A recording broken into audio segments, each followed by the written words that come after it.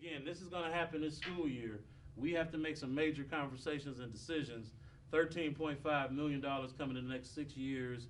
We have a negative cash balance of almost $5 million in 2024, and we continue to lose children. Over the last 10 years, we've lost 65% of our population. So we have to do something different.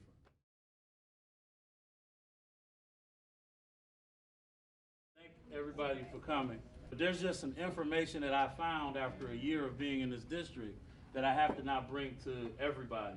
And we have to look at some of these numbers, and we have to look at some of this information, and I'm asking some opinions of you. And we're gonna do this 6 times or 8 times and start to find out what does the community, the teachers, the principals, the parents, what does everybody want? Because we have some challenges that are in our forefront that we have to make some change. And we have to make some decisions. And we're not gonna sugarcoat things, we're not gonna play around. We're gonna be completely transparent. This is what we're dealing with. And I'm asking you, what do you think we should do about it? And we'll go around and be very informal and very real and talk about what we think we need to do to move this district forward. Because it's about East Cleveland. It's not about anybody else or anywhere else. Our babies need us to rise up and make some action right now based on the information that we're gonna present. So this is what I call the Rightsizing listening tour. Really not about downsizing, not about reduction, but how do we better prepare ourselves for the students that we have and the direction that the district needs to go. We're now starting, we have to think about the future. Rightsizing is about looking forward and saying, what do we need to do? And it's not about small scale initiatives, it's about the entire system at once changing to be responsive to the students. This is who we are as of probably about last year, last month rather, in January actually. It was about 1826 was our enrollment. But you see, we've seen a decrease from 2264 back in 15-16. Now it's down, hovering somewhere around 1826. Enrollment is going to be a key part of this conversation, so I want you to keep that in mind. We also know that a third of our students are students that don't live in East Cleveland. So there are students that are in East Cleveland that do not buy the brand of East Cleveland City Schools, and that's a problem. East Cleveland City Schools should be the home of every child in East Cleveland, my opinion, and we need to do some things to change what we offer, because people are not buying our brand. Parents aren't enrolling their students in our school. They're actually leaving at a rate of 2 leave for every 1 that gets here. So that's a bad pattern, and we can't keep up operating this way where we're losing our money and we're losing our students. And then also you see there's 210 residents enrolled elsewhere, and then 683, a big chunk of our children are attending charter schools. So our children are not here. We know where they are. They're in places not too far from us. From 2008 to 2018, this district has lost 65% of its students. That's the reaction I had too. 65% of the students sent in a withdrawal form, and they're somewhere else. In droves, they've left our district, and when they leave, the money to operate the district goes too. So now we have a problem of we're trying to run a district like we have 3,400 children, but today we only have 1,826. So we're sitting here in a situation where we don't have the number of children that we once did, yet our system still functions like we're larger than we are. You know, this is kind of the way the revenue, where the money comes from, about $46 million comes into this district. This is how it's broken down. That's for your information as well, to know where money is coming from. But most of the money to support East Cleveland City Schools comes from state. 70, how many percent? 74% of it is coming from the state. So we're on assistance from the state to run our school district. So I want you to understand that also, and that's kind of what this is referencing as well, that it's not coming from anything, it's not coming from property taxes, it's not coming from businesses. Most of the money that the district is getting to operate is coming from the state. 3/4 of it is from the state.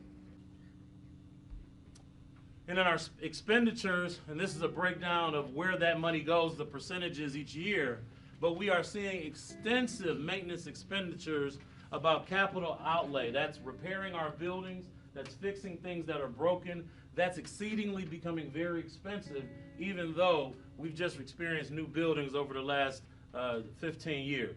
The new buildings and the other two buildings that were renovated all have massive maintenance problems from a decade of not doing preventative maintenance. So also we have expenditure challenges. I said we have $46 million coming in. It's not even our money. The money that's going out, we've been doing a good job since Diana Witt came in. She started working on this, pushing the negative cash balance, pushing it further and further away, pushing it down the road, down the road, down the road. But now we're looking at in 2024, there's a $4 million deficit.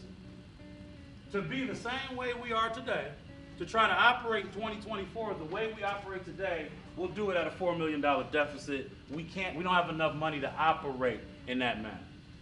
But the short of it is to make these buildings proper for the education of students, it's going to cost $13.5 million over the next 6 years to fix the buildings. I just told you I'm missing $4 million in 4 years. And now here's another 13.5 because these buildings were not maintained. Complete roof needs to be done. In some instances, every exterior door needs to be replaced because they weren't properly maintained. Some of this may be shocking for you to hear, but even when you look at Chambers, there's $4.8 million in Chambers. The complete HVAC, the boiler, the furnace, the AC, all of it needs to be replaced. This year at Superior, in addition to this cost at Superior, I've already paid out $273,000 at Superior Elementary for the chiller system because it went down, and I got to make sure the children are warm or they're comfortable. So the district, the way we are operating it, is costing more every year, and we're not seeing any more children come into the district. And we're not seeing any more money coming into the district. I have to make some decisions as to how do we repurpose, or as I call it, right-size our district for our future. About $13.5 million over the next 6 years needs to be spent to fix these buildings to keep them right for children. That's an issue too that we're dealing with. Now, to make it worse, $8 million of that 13.5, we need to come up with that in the next 2 years. But I just showed you in 4 years, I'm gonna be missing $4 million. Where am I gonna find? The money don't add up. I don't have enough money to do all the things that are necessary to make these buildings habitable for students. So we looked at other districts and said, well, what are our neighbors doing? Or people that the state considers comparable districts, what are they doing? How are they operating? So you see, we are operating per pupil like Cleveland Heights. We're spending per pupil like Cleveland Heights, right? And I give you that for comparison because it's up the street. However, you see how much money they bring in a year at the bottom, $75 million, right? And you see how much we bring in, $27 million. We're spending a lot of money. We're spending a lot of money. Look at the classroom instruction per pupil. Only 50% of this money is going into the classroom. Where is it going? To repairing buildings, to fixing things that are broken, to emergency this, to emergency that. That's where a lot of that money is going. And that 54.8%, if you can follow me here, this is the lowest out of 272 districts on the back of our report card. You can go on the ODU's website. 272 districts, we are at the complete bottom in terms of how much money is actually going into the classroom. So our money is actually going into administrative salaries, because we have 37 administrators in this district, when districts our size probably have half that. We also have these huge challenges with facilities. We're bigger than the number of students that are coming through the door. Does that make sense? Do we see that? And we're operating like we're bigger, but there's only 1,800 children coming through the door. There's not 6,000. There's not 4,000. There's not even 2,000 walking through the door. So we have to do something to adjust because we're spending more than we can or than we can afford. Let's talk about staffing. All this slide shows you is that since 2011, we've been losing staff members. Over the last 20 years, we already closed 2 buildings. So we've been losing people for a long time. So this conversation is not a new conversation, but it's a necessary one. I want to park here for a second. This is the building capacity, these buildings as built, how many children they can hold, and this is how many children are in those buildings. Do we see the problem with that? Heating, cooling, staffing. 1,000 left children in this building alone. The entire district can just about fit into this building by itself. That's the problem. But we're running 6 buildings, and we're running them like they're at full capacity. Both in staffing, both in facilities, we have to have some conversations. Because then you look at class size. We know we have an F on the report card. We've had an F for as long as there's been report card grades as such. So look at our class ratios across. I mean, at pre-K, we got a 12-to-1, 13-to-1 ratio. It's a dream. In most areas of Northeast Ohio, it's 25, 28. It's 30 children in a room. In this building, there's about 10 children to every one teacher. That's average. Now, some rooms have over 20. Some rooms got 4 kids. That's not an appropriate strategy. It's in our operations. And it would be one thing if we were producing and the children were learning. Because everybody wants a low class size. But that's not happening here. The children are at the most ideal ratios to teacher. But children in many of our classes are going backwards academically, according to our assessment. Yeah, some of you did a quick check, 10-to-1. In some classrooms, there are 4 children in that room, and they failed. So my conversation to you is that the system has to be redone, right-sized, redesigned. We have to do something differently, because what we've been doing has not been working.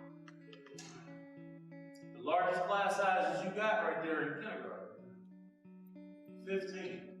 Neighboring districts, those teachers would love to have less than 25, 28 kids. Some kindergartens are busting at the scenes, 32, 34, around the area.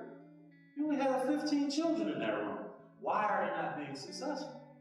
That's the question, and that's why I'm here opening up this conversation. We're running our buildings like we have more children than we really do. So we got to stabilize that, because that doesn't sustain, and we have a $5 million deficit coming, and we can't come to the voters for a levy. And even if we could pass a levy, in our city, we only get a 70% return rate. So you're not going to get that from any other place. So we're stuck with a decision. What do?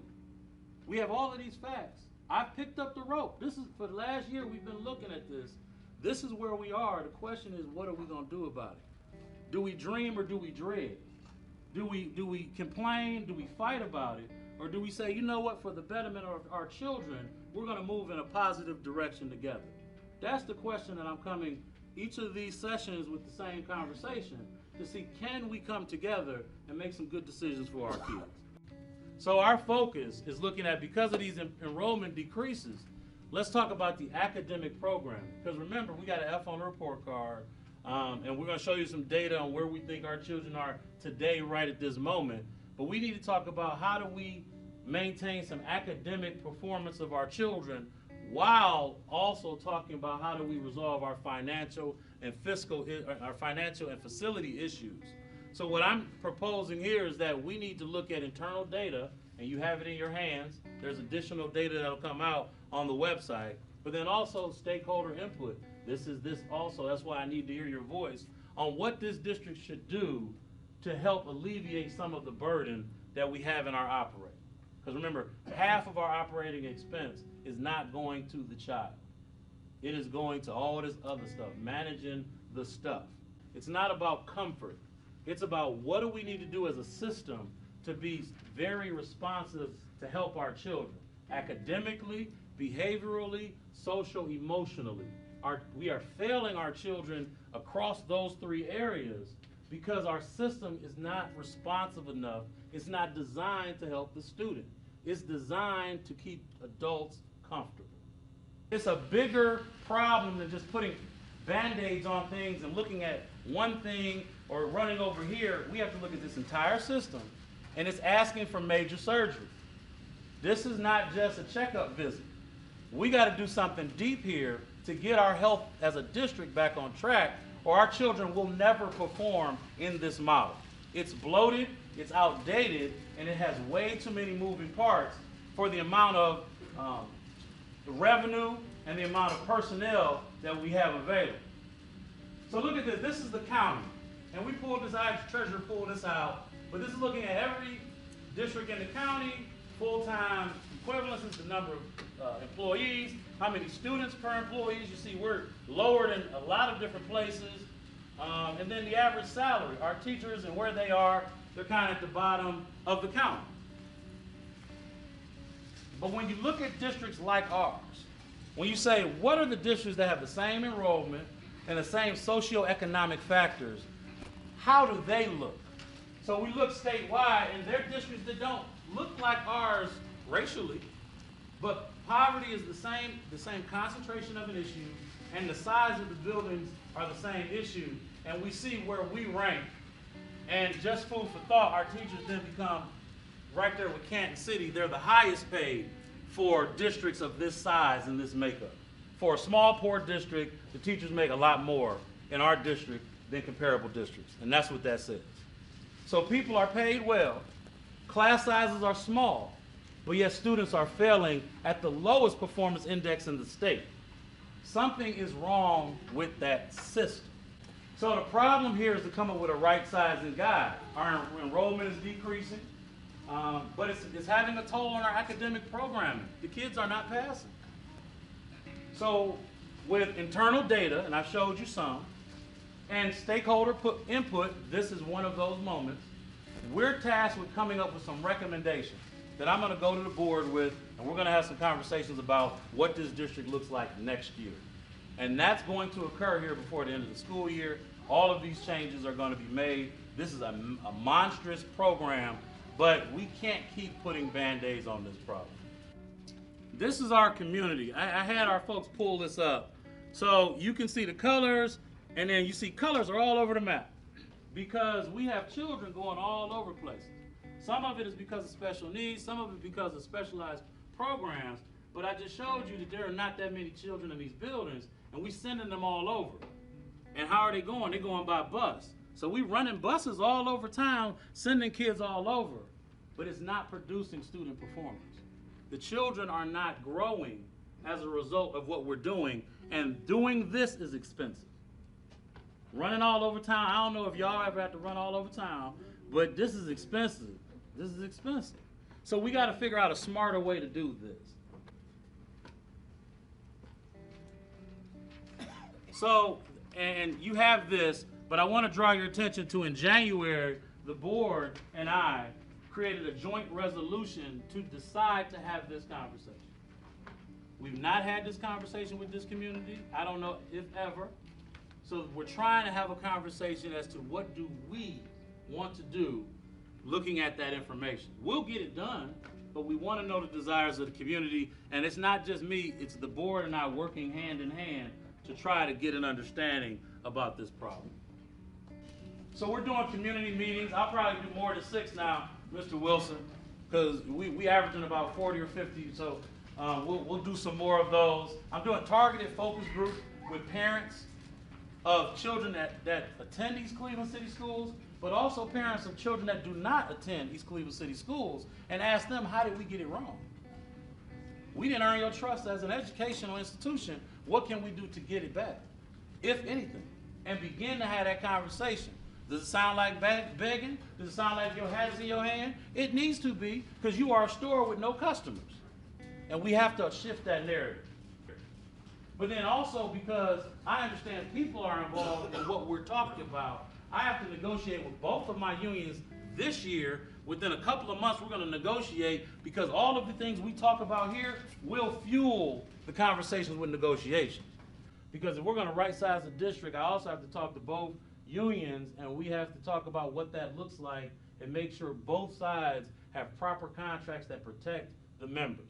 I've said openly that I don't believe either of the current contracts protects the members to the extent that any other contract is protecting of these similar districts that we're looking at. You can go on serb.com, go to the CERB website, you can see all of the contracts, and we're looking at other contracts to see how do our contracts compare with those districts that are high performing and those districts that look like us. Are we out of sorts? Are we not aligned? Because the issue is our system. So are there things in our contracts that we need to get right to free up performance in our system? And I got to do that with both of those groups. All of this is going to happen before the end of the school year. So I'm running around like crazy. I think my heel is bruised if you see me limping, because I'm about to run. I got to run around and get an understanding before ultimately I make a decision that we're going to have to live with for the foreseeable future. It is time for us to do something different. So, your turn to talk. What do y'all think we should do? I gave you a lot of information, right? I showed you I got low class size. I showed you I got buildings that are falling apart. I showed you that I don't have an unlimited budget, that is really a shoestring budget trying to really run a school district of this size on the amount of money that we're capped by the state to get. What should we do?